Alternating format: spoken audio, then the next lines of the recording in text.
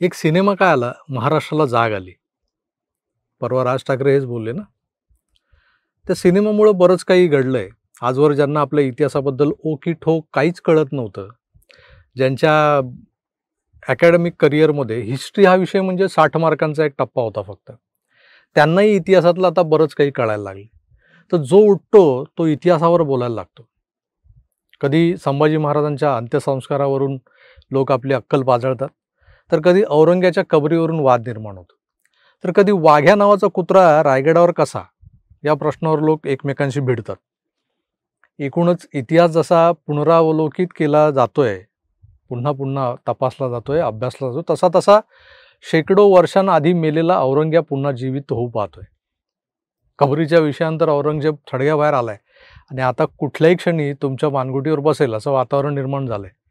एका बाजूला औरंगजेबाच्या समर्थनार्थ मुसलमानांच्या झुंडीच्या झुंडी रस्त्यावर उतरून दंगे घडवतात.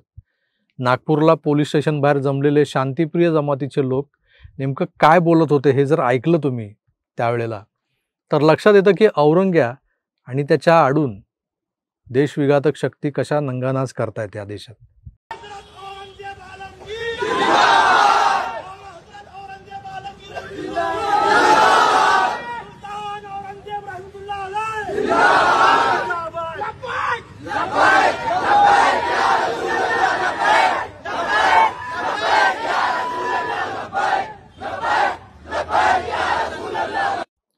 पाहिलं, आता एक प्रकारे पुन्हा पुन्हा हा मेलेला या मराठी मातीत गाडलेला औरंग्या जिवंत होऊन त्याचं अस्तित्व आपल्याला दाखवतोय. याचा इम्पॅक्ट, याचा प्रभाव हा आपल्यातल्या काही राजकारण्यांवर पण पाहायला मिळतोच की.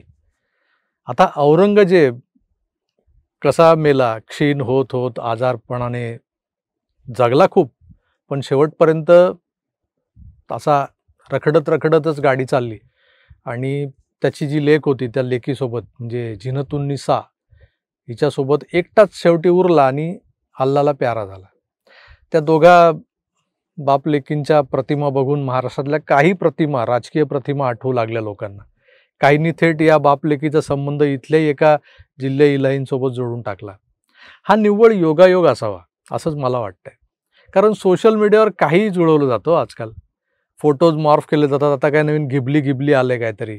पण याही पलीकडे औरंगजेब मेला, पण त्याची छाप महाराष्ट्रावर सोडून गेला असं बोलावं लागतं. कारण त्याची वृत्ती काही राजकीय व्यक्तिमत्वांमध्ये आजही आपल्याला दिसते, जाणवते आणि औरंगजेब आजही जिवंत आहे याची आपल्याला जाणीव करून देते. मी मुद्दाम कोणाचंही नाव घेणार नाही, पण औरंगजेब हा सत्ता पिपासू होता. त्यानं ही सत्ता मिळवण्यासाठी कितनी जद्दोजहद की थी हे त्याने स्वतःच कबूल केले, भले सिनेमात का होईना. तो सीन आठवत असेल तुम्हाला. पूरे खानदान की लाश पर खड़े होकर हमने ताज पहना था. त्यानं आपल्या बापाला वृद्धापकाळात बंदिवासात ठेवलं. तिथं दररोजच्या जेवणातून स्लो पॉयझनिंग करून करून त्याला मारलं. सत्तेच्या आड येणाऱ्या दारा शिकोह नावाच्या त्याच्या सख्या मोठ्या भावालाही आधी जेरबंद केलं, मग त्याचा शिरच्छेद करून आपल्या वाटेतून त्याला कायमचा दूर केला. शहजादा मुराद बक्ष या त्याच्या छोट्या भावाचाही अडसर नको म्हणून 1669 मध्ये त्याला फाशी दिली. तो आणि त्याची लेक झिनतुन्निसा हे दोघेच शेवटपर्यंत हिंदुस्थानच्या पातशाहीला कवटाळून बसले होते. अशी कॅरेक्टर्स आपल्या महाराष्ट्रातही दिसतात, विशेषतः राजकारणात. कोणीतरी आपल्या वृद्ध बापाला त्यानं मेहनतीने उभा केलेला राजकीय वारसा कुठल्याशा कृष्णवर्णीय कुंजवनात जाऊ नये म्हणून अथश्री इतिश्री करत आपल्याच राजप्रासादात कुठल्या तरी वरच्या मजल्यावर डांबून ठेवलेलं असतं. वारसा जपण्यासाठी लायक असलेल्या वारसदारांना सत्ता पिपासू औरंग्यासारखं ठार मारणं जमलं नाही, पण त्यांच्यातल्या एकाचा राजकीय वारसा हिरावून घेतला, तर दुसरा बायोलॉजिकल वारसदार असताना त्याला पैतृक संपत्तीमधूनही बेदखल केले. या अशा ज्या कहाण्या त्या पश्चिम महाराष्ट्रात बऱ्याच साखर कारखानदारांच्या घराण्यात पाहायला ऐकायला मिळतात. पण भौतिक संपत्तीत चोरता पळवता येते, पण वारसा हा विचारांचा असतो. तोही औरंगजेबासारखा हिसकावून घेतला तर एके दिवशी जायचंच आहे खुलताबादसारखं 2 गज जमीन के नीचे.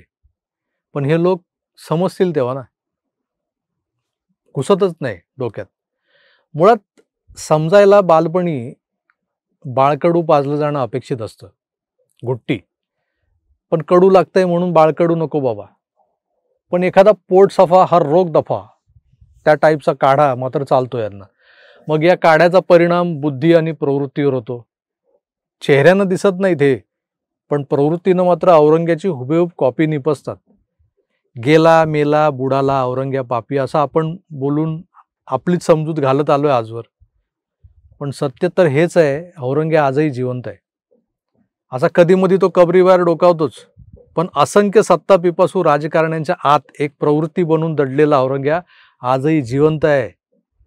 आता तो कुठं कुठं दिसतोय, कुणाकुणाच्यात दिसतोय हे तुमचं तुम्हीच शोधा. बाकी आपल्या या चर्चेनं खुलताबाद मधल्या त्या कबरीतून उचक्यांचे आवाज निघत असतील, तिथे तो चिचा बसलाय ना कबरीची राखण करायला, त्याला हे आवाज येतात म्हणे. रोज कोण ना कोणतरी त्याचं नाव काढतं, त्याची आठवण काढतं, मग उचक्या तर लागणार. मित्र, नामसाधर्म्य, वर्णसाधर्म्य आणि इतर अनेक साधर्म्यांमुळे आपण एखाद्याची तुलना दुसऱ्याशी करतच असतो. तेव्हा वर उल्लेखलेली प्रवृत्ती जर का तुमच्या लक्षात आली तर जरूर कमेंट्स करा.